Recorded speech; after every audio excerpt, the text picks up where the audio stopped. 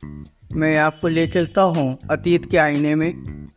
जी हाँ, मैं कुछ यादें ताज़ा करना चाहता हूँ उस विश्व कप क्रिकेट टूर्नामेंट के फाइनल की, जो 25 जून 1983 दिन शनिवार लॉर्ड्स के ऐतिहासिक क्रिकेट मैदान पर खेला गया। जी हाँ, मैं याद दिलाना चाहता हूँ आपको कि उस विश्व कप के फाइनल में भारत ने उस समय की विश्व विजेता वेस्टइंडीज़ की क्रिकेट टीम को ऐतिहासिक लॉर्ड्स के मैदान पर हराकर एक बड़ा कारनामा अंजाम देते हुए अपने नाम किया। मैं याद दिलाना चाहता हूं आप लोगों को कि उस समय की बेताज क्रिकेट टीम कही जाने वाली वेस्टइंडीज़, जिससे कि गेंदबाजी और बल्लेबाजी से सारी दुनिया के महान बल्लेबाज कांपा करते थे, उस समय वेस्टइंडीज़ की क्रिकेट टीम को लॉर्ड्स के मैदान पर हराकर भारत सिरमौर बना था क्रिकेट की बेताज बादशाह टीम।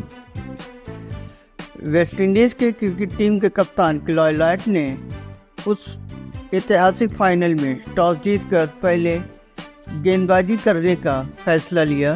भारत के सलामी बल्लेबाज सुनील गावस्कर और श्रीकांत बीच मैदान पर थे और अब वेस्टइंडीज़ की गेंदबाजी की बागडोर दुनिया के महान गेंदबाजों में शुमार Andy Roberts, Joel Garner, Malcolm martial, Michael holding के हाथों में, और जबकि स्पिनर की कमान लैरी गोम्स संभाले हुए थे।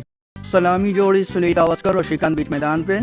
भारत के सलामी बल्लेबाज सुनील गावस्कर सामना करते हुए एंडी रॉबर्ट्स की तेज गेंदबाजी का, और सुनील गावस्कर मात्र 2 रन बनाकर विकेट के पीछे जेफरी डुजॉन को कैच दे बैठे। जबकि दूसरे छोर पर श्रीकांत बल्लेबाजी करते हुए बहुत ही अच्छी लय में दिखाई दिए।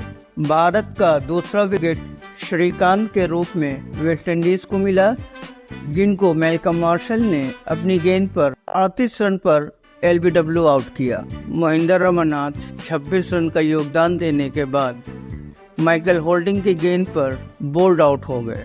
महेंद्र अमरनाथ का विकेट गिरने के बाद वेस्टइंडीज़ के खिलाड़ी खुशी से झूम उठे। 32 गेंद पर 11 रनों का योगदान देने के बाद यशपाल शर्मा 11 रन बनाने के बाद लैरी गोम्स की गेंद पर सब्स्टिट्यूट खिलाड़ी अगस्त लोगी के हाथों कैच आउट हुए। संदीप पाटिल ने अपनी ओर से जुझारू पारी को जारी रखते हुए कुछ अच्छे शॉट का नमूना पेश किया। उस समय संदीप पाटिल का साथ देने क्रीज पर महान बल्लेबाज कपिल देव बीच मैदान पर बखूबी साथ निभा रहे थे। कपिल देव की पारी का अंत लैरी गोम्स ने किया। कपिल देव 8 गेंद पर 15 रन बनाने के बाद, जिसमें 3 चौके शामिल थे, माइकल होल्डिंग द्वारा कैच आउट हुए। संदीप पाटिल का साथ देने कीर्ति आजाद बीच मैदान पर थे। कीर्ति आजाद कुछ विशेष योगदान अपनी टीम को नहीं दे सके, जो कि एंडी रॉबर्ट्स की गेंद पर बिना खाता खोले 3 गेंदों का सामना करने के बाद जोएल गार्नर के हाथों कैच आउट हुए, और इस समय भारत का स्कोर 111 रन पर 6 विकेट हो चुका था, और रोजर बिन्नी के रूप में भारत का 7वां विकेट गिरा, जिन्हें एंडी रॉबर्ट्स ने जोएल गार्नर के हाथों कैच कराया, और रोजर बिन्नी 8 गेंदों का सामना करने के बाद 2 रन बनाकर आउट हुए। रोजर बिन्नी के रूप में भारत का गिरने वाला 7वां विकेट, और वेस्टइंडीज़ के खिलाड़ी खुशी से झूम उठे। उनको ऐसा प्रतीत होने लगा कि मानो वो मैच उनकी पकड़ में हो। संदीप पाटिल की इस जुझारू पारी अभी भी लॉर्ड्स के मैदान पर जारी थी। संदीप पाटिल की पारी का अंत जोएल गार्नर ने किया। एक छक्के की सहायता से 29 गेंदों पर 27 रन का योगदान देने के बाद लैरी गोम्स के हाथों वो कैच आउट हुए। इसके बाद भारत का 9वां विकेट मदन लाल के रूप में गिरा। मदन लाल एक छक्के की सहायता से 27 गेंदों में 17 रन बनाने के बाद मैल्कम मार्शल की गेंद पर बोल्ड हुए। इस समय भारत का स्कोर 161 रन 9 विकेट के नुकसान पर पहुंच चुका था। सैयद किरमानी 43 गेंदों का सामना करने के बाद माइकल होल्डिंग की एक अंदर आती हुई गेंद पर बोल्ड आउट हुए, जिनका शुमार उस समय के बेहतरीन भारतीय विकेटकीपर में किया जाता है। भारत के अंतिम बल्लेबाज बलविंदर सिंह संधू एक चौके की सहायता से 30 गेंदों पर मात्र 11 रन बनाने के बाद नॉट आउट रहे। भारत का स्कोर 54.4 ओवर में 183 रन ऑल आउट, जिनका रन रेट 3.34। वेस्टइंडीज की गेंदबाजी का विवरण। एंडी रॉबर्ट्स वेस्टइंडीज की तरफ से सबसे सफल गेंदबाज साबित हुए, जिन्होंने 32 रन खर्च करने के बाद 3 विकेट लिए मात्र 10 ओवरों में। टेल गार्नर ने 12 ओवर की गेंदबाजी में 24 रन खर्च करने के बाद 1 विकेट हासिल किया, जिसमें 4 मेडन रहे।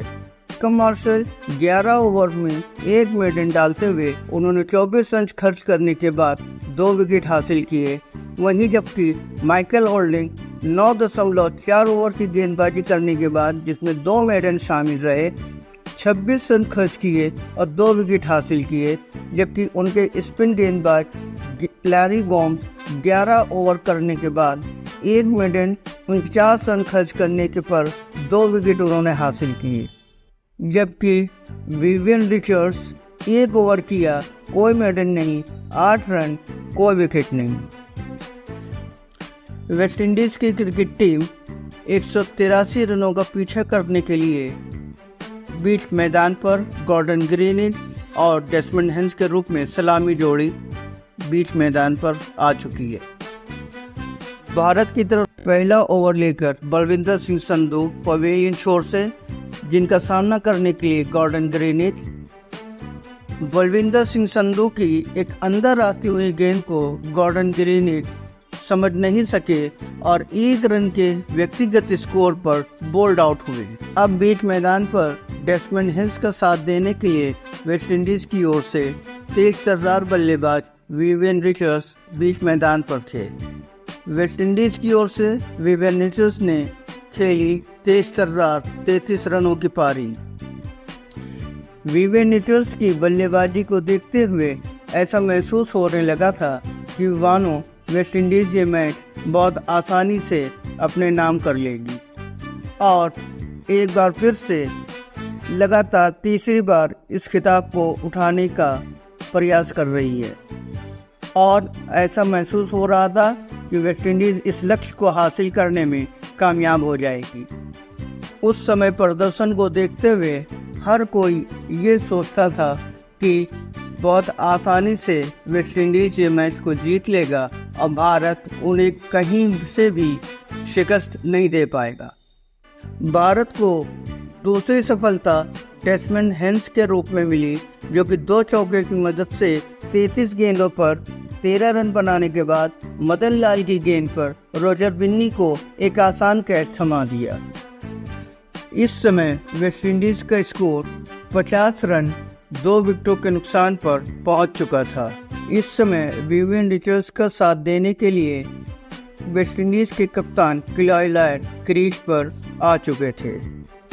अब इसी बीच बल्लेबाजी कर रहे विवियन रिचर्ड्स और वेस्टइंडीज की क्रिकेट टीम में एक आता है टर्निंग पॉइंट। अब विवियन रिचर्ड्स 7 चौकों की सहायता से 28 गेंदों का सामना करते हुए 33 रन बनाने के बाद एक याद किए जाने वाले अविस्मरणीय कैच, जो कि कप्तान कपिल देव ने लिया, मदन लाल की गेंद पर आउट हुए। अब वेस्टइंडीज का स्कोर 57 रन 3 विकेट पर पहुंच चुका था और भारत को एक जीत की किरण दिखने लग चुकी थी। अब यहीं पर मदन लाल ने भी कराई भारत की मैच में वापसी। अब भारत के खिलाड़ी मैच को लेकर अति उत्साहित हो चुके थे और उन्हें जीत की सुगंध आने लगी थी।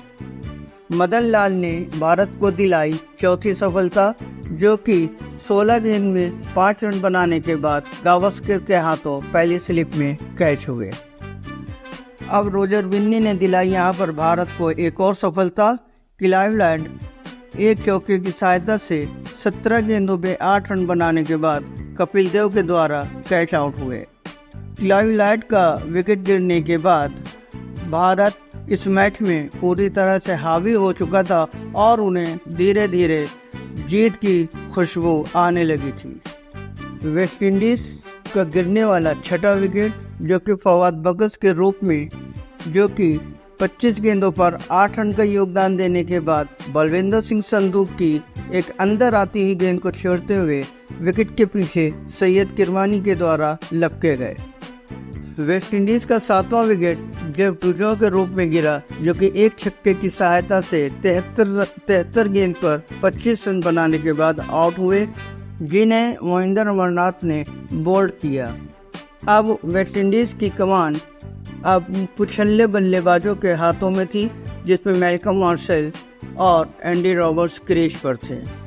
8वां विकेट 124 रन के योग पर वेस्ट इंडीज ने मैल्कम मार्शल के रूप में खोया, जिसमें 51 गेंदों पर 18 रन का सामना किया उन्होंने। वेस्ट इंडीज का 9वां विकेट एंडी रॉबर्ट्स के रूप में 14 गेंदों पर 4 रन बनाने के बाद आउट हुए, जिन्हें कपिल देव ने गेंद पर एलबीडब्ल्यू आउट किया। भारत को क्रिकेट का बेताज बादशाह बनने के लिए सिर्फ कुछ ही क्षण बाकी थे और उसके लिए भारत का हर हिंदुस्तानी जो है वो पूरी तरह से आश्वस्त हो चुका था कि अब ये कप भारत आने वाला है। माइकल होल्डिंग 24 गेंदों का सामना करने के बाद मोहिंदर अमरनाथ की गेंद पर 6 रन बनाने के बाद अंतिम विकेट के रूप में आउट हुए और इसी के साथ भारत ने इस विश्व कप को वेस्ट इंडीज को हराकर 43 रनों से सिरमौर बना। इस विश्व कप में मिली हार को वेस्ट इंडीज के महान तेज गेंदबाज एंडी रॉबर्ट्स अभी तक भूल नहीं पाए हैं। उनका मानना है कि भारत सिर्फ अपनी किस्मत से चैंपियन बना।